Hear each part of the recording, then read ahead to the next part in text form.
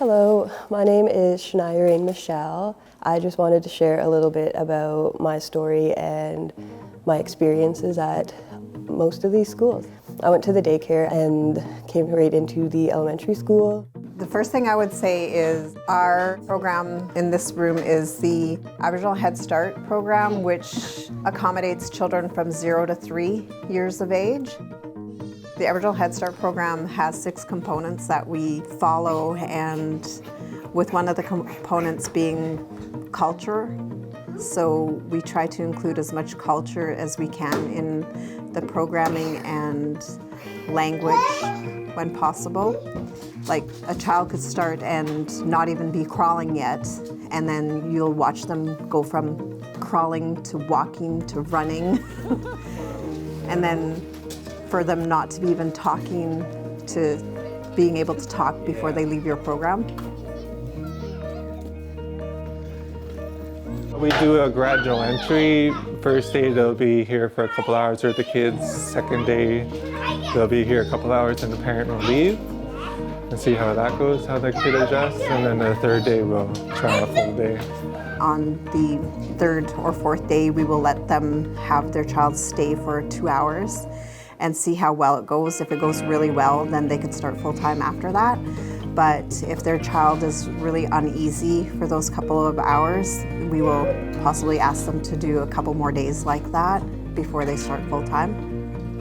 A lot of the parents just feel at ease when they drop the kids off because it's quite simple. We usually just try and tell them that they're like our own. And the majority of the time it's just basically like free play.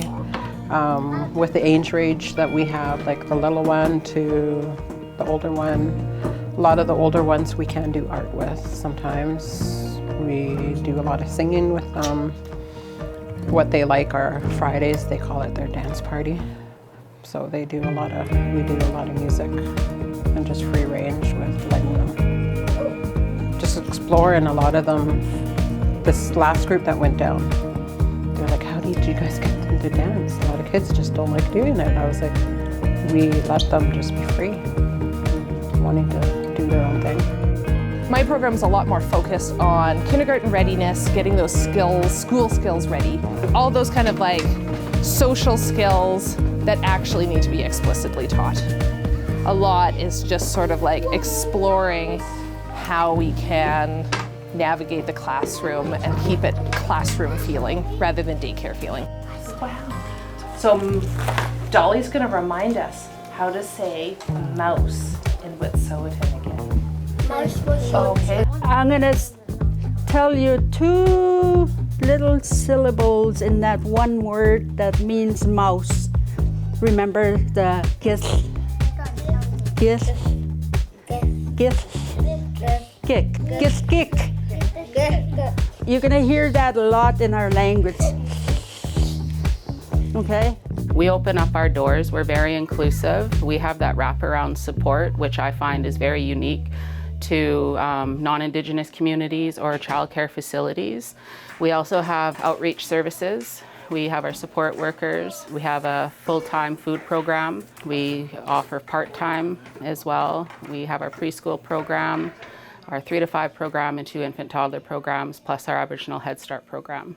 We start school in August, so we don't start after the Labor Day. So we start in August, and we start off in a good way. We start off where students go out on the land, pick berries, do fishing, preserving. The kids are learning to can, cut their fish, clean it, and we have wonderful staff that make that happen every year. I've been working at Witset Elementary for 30 years, and so I'm in a position where I'm teaching my former students' children. I really believe in our elementary school. My daughter was in French immersion, and then I decided to take her out of French immersion, and the only school I would consider sending her to was Witset Elementary School. And I actually regret not sending her earlier because I feel that her math skills aren't as strong and she kind of struggles with the writing. I really believe in the elementary school. I'm very proud to say that I work here, and I really enjoy working with the students. I always look at us as leading in the field. We have the vision here that the families are doing us a service. You know, they're putting their children in our trust and in our care. And if it wasn't for the families and the children, you know, we wouldn't be here.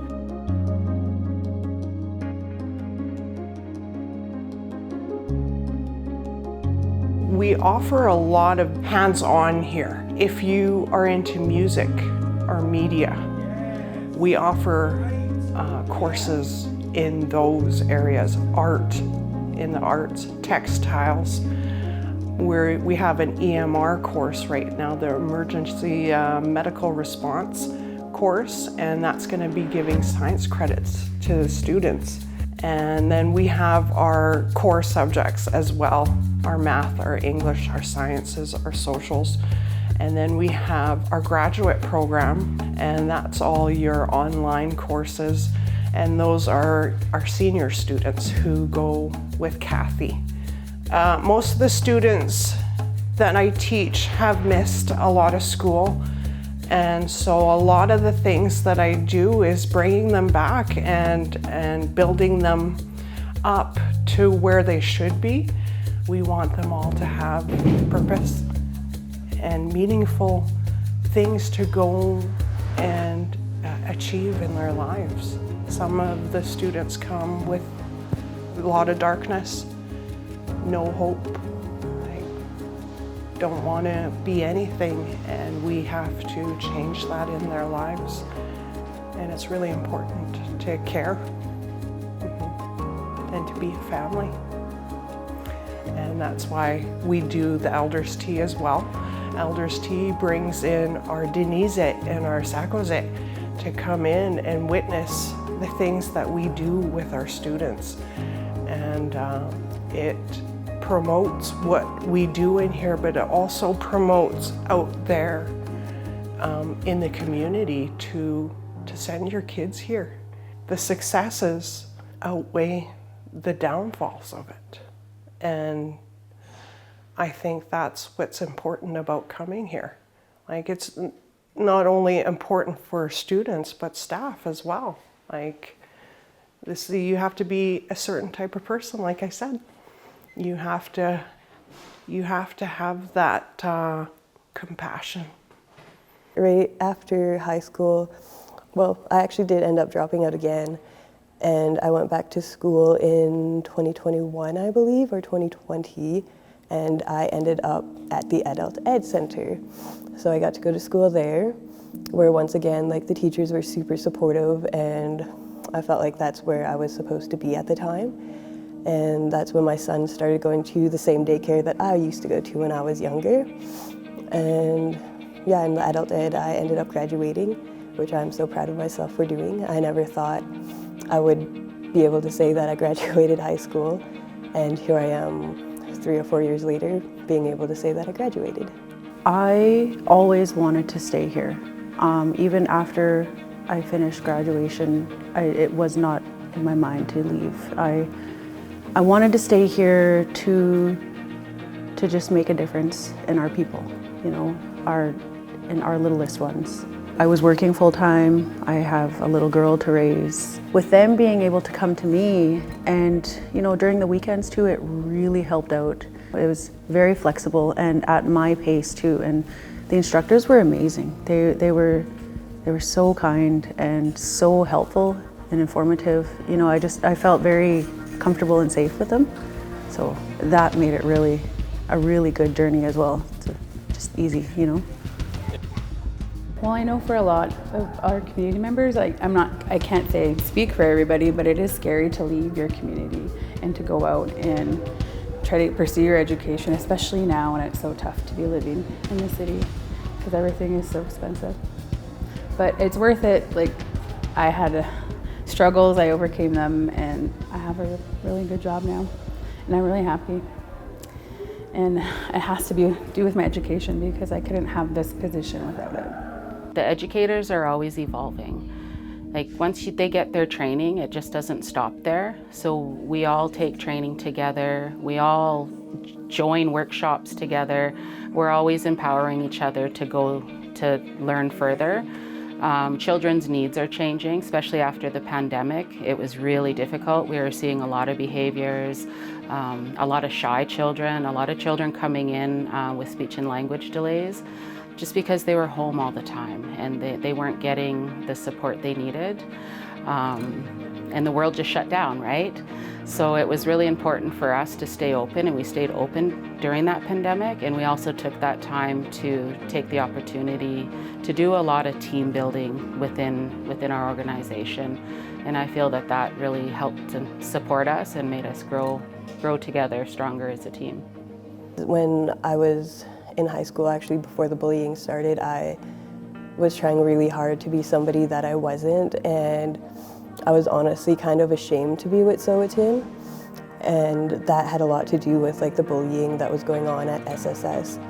And like now, being where I am, I'm so proud to be Witsuwit'en, and looking back, I wish that I could have been as well back then, because I feel, I don't know, I just feel more me being able to express like who I am, that I'm Witsuwit'en, and like that I've come from here, like from Witset, and just like going through all that stuff.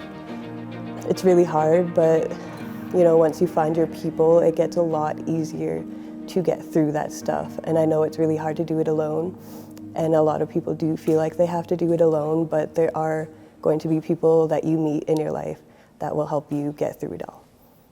Thank you for listening to my story, and I hope you all enjoyed the video.